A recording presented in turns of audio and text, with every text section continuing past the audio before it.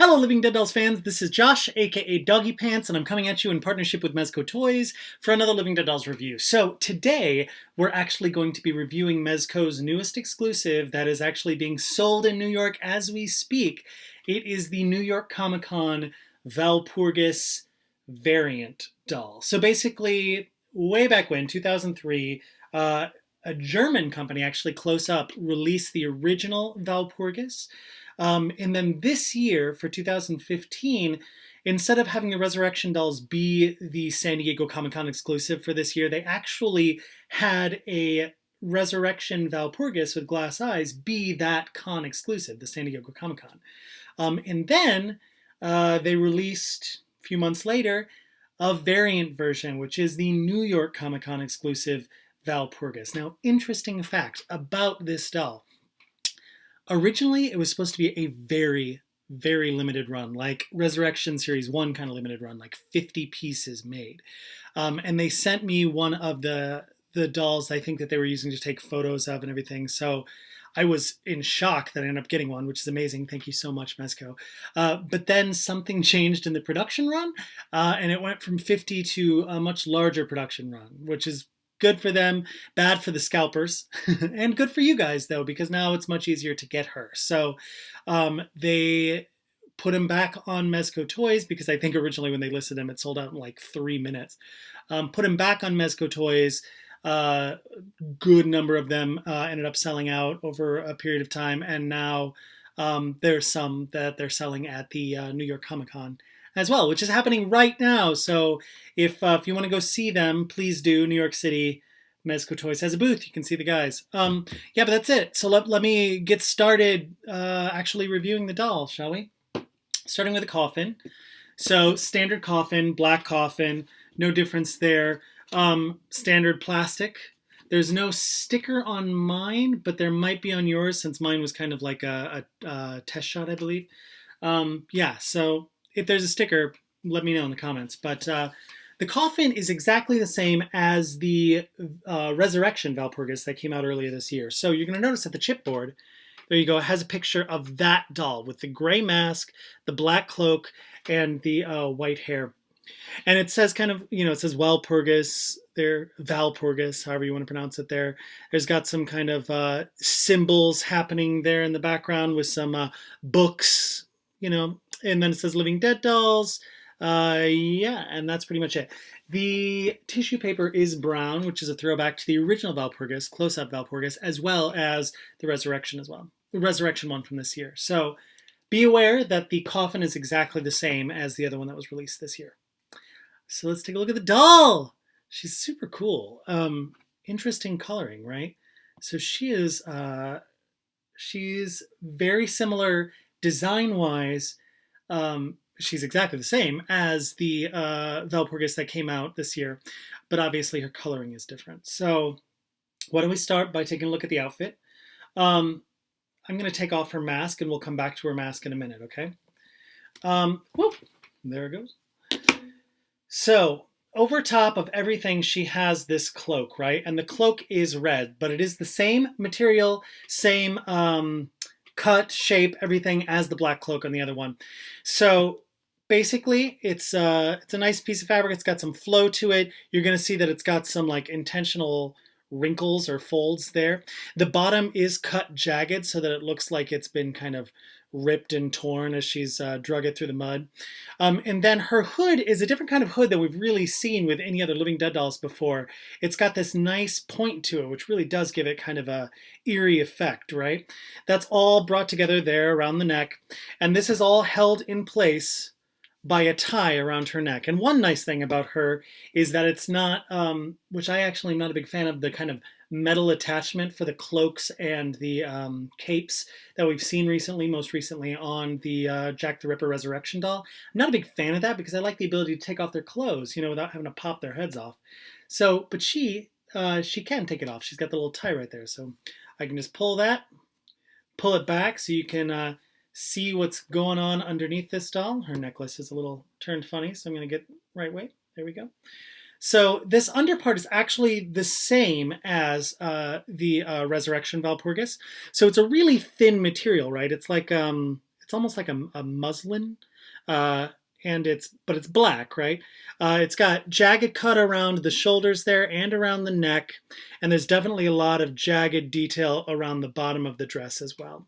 You want to be careful with this because there are stray threads, and it's that kind of material that if you start pulling the threads, it could easily fall apart. So you don't want to do that. Just be careful of that. So yeah, that is the outfit. It's pretty simple, right? We've got the cloak over top and then the dress underneath. She does have some jewelry that I'd like to point out. Again, it is the same as the Resurrection Walpurgis. So she's got this pendant right around her necklace. So it's got the little pentagram there. And it looks like it's writing, but I don't think it is. I think it's just got some texture around the edge. Otherwise, it'd be really, really small writing. So there we go. It's kind of a goldish, brownish color. And then there's some white on the inside of the star and then black around the outside right there. And it is a chain around her neck. You want to be careful because these always tend to get turned around on these dolls. So I'm going to make sure that when you're displaying her, it is up front.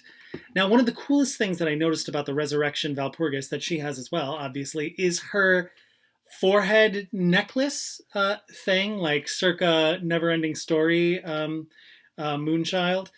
So she's got this cool little piece that goes around her forehead, right? And how this is held in place, I showed this on the other video, but I'll show it here as well, is that there are these little pegs in the side of her head. Can you see that? That's actually a plastic piece that's shoved into her scalp, and then the metal is kind of attached to that, and it's on both sides of the doll. So that's what holds that in place. It's not going anywhere. You'd have to really kind of yank it out if you wanted to break it or anything like that. Now, the pendant on her forehead is kind of an interesting piece. It almost looks like a little flower. I'm trying to hold it up so you can see it. So you see how it's got those little petals. It's pretty simple. Those are actual, they're punched out of the metal too, so it is a hole that goes all the way through. But it is a nice little detail on this doll. And then the chain is a little bit thinner than the one that's around her neck. But that is her forehead necklace. So let's take a look at her face paint.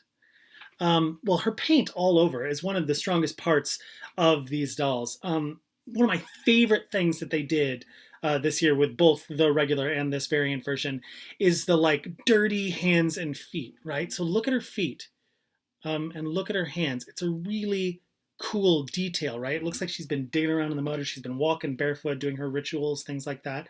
And one nice thing is that when this doll comes in the coffin, her arms are actually wrapped in plastic, so none of that cool airbrushing detail gets damaged, which is nice. And I don't think you see it when it's sealed either, because the cloak is kind of closed around her. So for the closed collectors, it's just cool. For the open collectors, you know they're going to get a high quality doll when you open her up, which is thumbs up. Her face paint is really cool, right? So she's got this extreme blue lip, which is kind of interesting. The orange and the blue crashing against each other, which I kind of like. And then around her eyes is kind of a pinkish red. And it's not airbrushed. It's well, maybe it is airbrushed a little bit, but it's not smudging, I guess is what I'm going to say. It's kind of an interesting and little bit of eyeshadow she's got going on there. Then she does have the little 3 eyelashes on each side and the extreme Walpurgis style black eyebrows. And then you're going to see on her forehead, I don't know if you'll be able to see it in this video. There you go. She's got very faint blue tree-like drawing on her forehead, and that is a throwback to the original Walpurgis, the close-up version, German exclusive. She had that as well. One of the nice things that I like about these dolls too is the curl in their hair. I mentioned this in the other video, but I'm going to mention it again. The original Walpurgis, when they first released images of her, they released images of the prototype version of Walpurgis, and she had a different hair rooting than the final product version. So she had a lot more wave to her hair, and then when they released the actual doll, the hair was bone straight.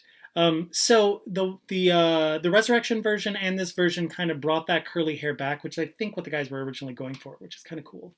So here's her hair.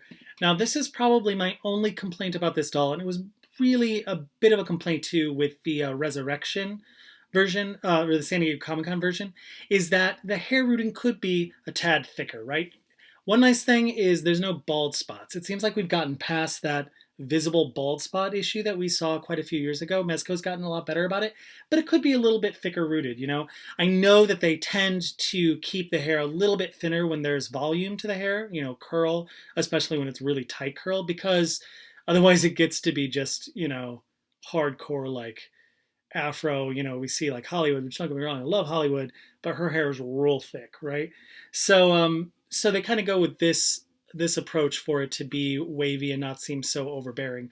But it does mean that if you pull apart the hair, you can see that it's not super, super thickly rooted. But again, I think it could be worse. Her coming out of the coffin, her hair is got doesn't have gel in it, but the curls kind of are all lumped together. So it's like she had 4 big curls. It's kind of open doll preference whether you want to just leave it like that, which I think looks a little odd, or pull it slightly apart, which is what I do to kind of give it a little bit more volume, make it look a little more natural. Plus, I don't think she would have perfect hair. But yeah, her hair is this great orange color too. I forgot to mention that. Look how great this hair is. It really is beautiful. They did a nice job. The red against the orange clashes a little bit, especially with the blue lip, but it's kind of a shocking look. I like it. I mean, I think it's one of those looks that you're either going to love or you're going to hate. So I happen to love it, and I think you will as well. I'm going to put her cloak back on real quick before we talk about her accessory. So, her accessory. Was it Walpurgis that had this mask first? I think it was Walpurgis, and I may have touched on that in the other video as well.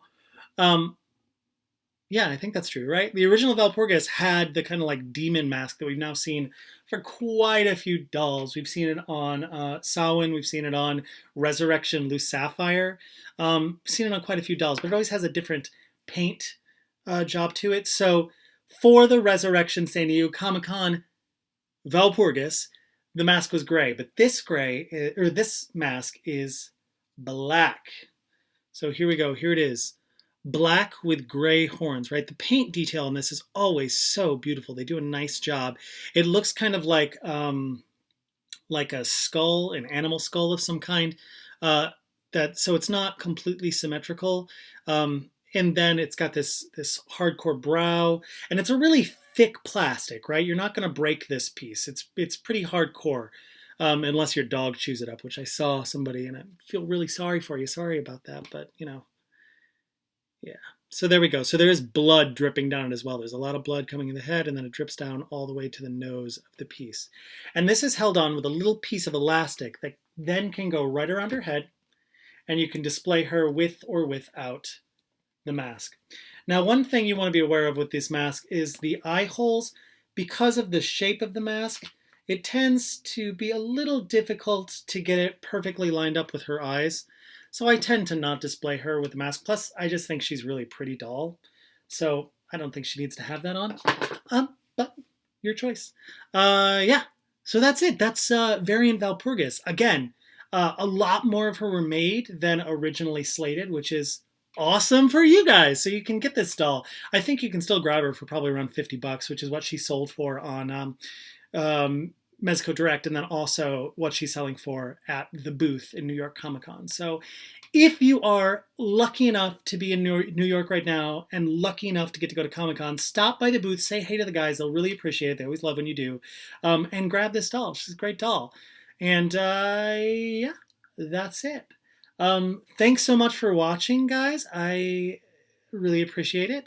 That's it for my lineup of things that's coming out until next month, I believe. Early next month is when we're going to probably see Series 30, and then also the Lost in Oz set, the Wizard of Oz set, which is super cool. If you hadn't had a chance to take a look at the pictures from New York Comic Con, they actually have the Lost, or Dorothy, has this cute little Toto that's been run over by a car, and it's really cute, and I love it, and I can't wait.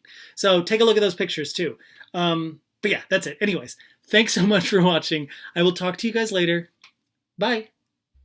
Blue lips, blue veins, blue, the color of our planet from far, far away. Blue lips, blue veins, blue, the color of our planet from far, far